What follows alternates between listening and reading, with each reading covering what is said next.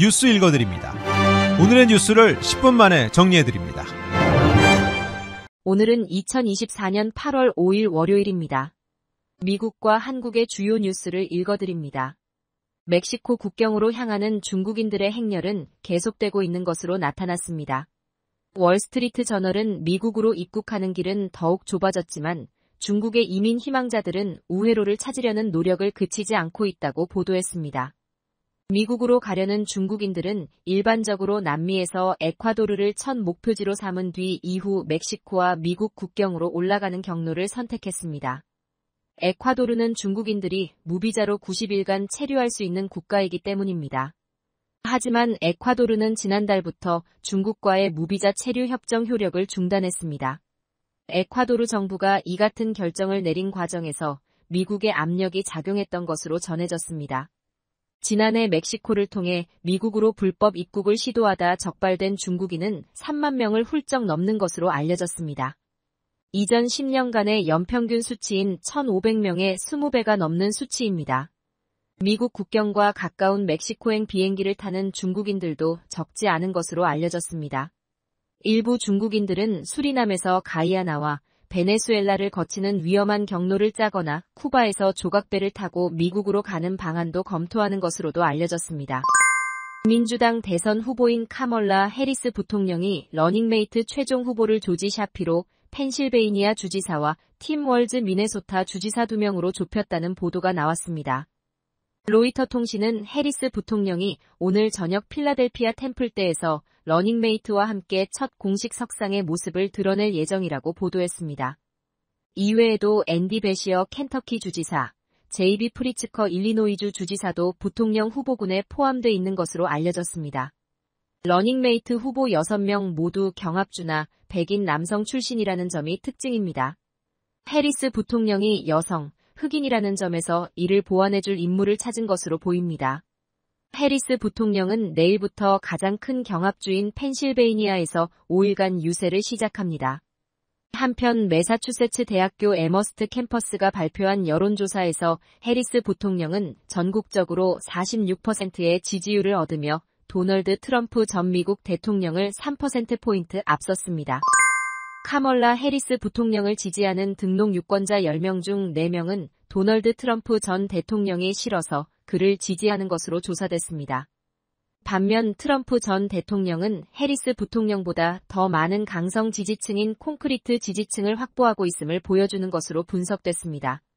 CBS 뉴스와 여론조사업체 유거브가 등록 유권자 3,102명을 대상으로 조사에 공개한 여론조사에 따르면 해리스 부통령 지지자의 41%는 지지 이유로 트럼프 전 대통령에 반대하기 때문이라고 답했습니다.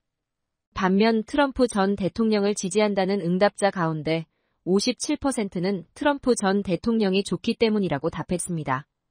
해리스 부통령에 반대하기 때문과 트럼프 전 대통령이 공화당 후보이기 때문보다 압도적으로 많은 응답률을 보였습니다. 이번 조사에선 해리스 부통령이 주로 반트럼프 정서를 중심으로 지지층을 흡수하고 있고 트럼프 전 대통령은 본인의 팬덤으로 지지층을 다지고 있음을 보여주는 것으로 해석됐습니다.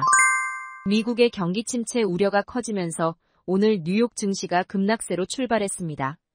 시장의 공포 심리를 간접적으로 나타내는 공포지수는 팬데믹 이후 4년여 만에 최대치로 치솟았습니다. 코로나19 확산으로 금융시장이 충격에 빠졌던 2020년 3월 이후 4년여 만에 가장 높은 수치를 나타냈습니다. 앞서 연방노동부는 7월 미국의 비농업 일자리가 전월 대비 11만 4천 명 늘고 실업률이 4.3%로 상승했다고 밝혔습니다. 이에 평균 수준을 크게 밑돈 고용 증가세와 예상 밖 실업률 상승으로 미국 경기가 애초 예상했던 것보다 빠른 속도로 식어가고 있는 것 아니냐는 우려가 확산됐습니다. 한국 뉴스입니다. 8월 임시국회 첫날인 이른바 노란봉투법이 야당 주도로 본회의를 통과했습니다. 지난 21대 국회에서 윤석열 대통령 제2요구에 이어 재표결을 통해 폐기됐던 이른바 노란봉투법이 국회 본회의 문턱을 다시 넘었습니다. 국민의힘 의원들이 본회의장을 퇴장한 가운데 민주당을 비롯한 야당 주도로 법안이 통과된 겁니다. 노란봉투법은 하청 노동자에 대한 원청 책임을 강화하고 파업 노동자에 대한 기업의 손해배상 청구를 제한하는 내용 등을 담고 있습니다. 여당은 노란봉투법과 함께 민주당이 지난달 강행 처리했던 방송사법과 전국민 25만 원 지원금법에 대해 대통령 거부권 행사를 건의했습니다. 방송사법은 내일 6일 한덕수 총리 주재 국무회의에서 제2요구안 의결 절차를 거친 뒤 여름 휴가를 떠난 윤 대통령이 전자결제로 제거할 것으로 알려졌습니다. 민주당은 대통령 거부권 남발로 지금의 불통 정국이 초래됐다고 비판했습니다. 22대 국회 개원 이후 야당은 7개 법안 입법을 강행하고 여당은 거부권 카드로 맞서는 상황만 반복되고 있습니다. 안세영이 2024 파리올림픽 배드민턴 여자 단식 정상에 올랐습니다. 한국 배드민턴의 올림픽 단식 종목 우승은 남녀를 통틀어 1996 애틀랜타 대회 방수연 이후 역대 두 번째입니다. 28년 만의 쾌거입니다. 안세영은 또 2008 베이징 대회 혼합복식 이용 때 -2호정 이후 끊겼던 올림픽 금맥을 16년 만에 되살렸습니다. 한편 안세영은 금메달 확정 후 배드민턴 대표팀에 대한 실망감을 털어놓았습니다. 공식 기자회견에 참석한 안세영은 내 부상은 생각보다 심각했고 너무 안일하게 생각한 대표팀한테 조금 많이 실망했었다면서 이 순간을 끝으로 대표팀이랑은 조금 계속 가기 힘들지 않을까 하는 생각도 들었다고 작심한 듯 발언했습니다. 그러면서 이야기를 잘 해봐야겠지만 많은 실망을 했다. 나중에 자세하게 또 설명하는 날이 왔으면 좋겠다라며 자세한 설명을 피했습니다. 끝.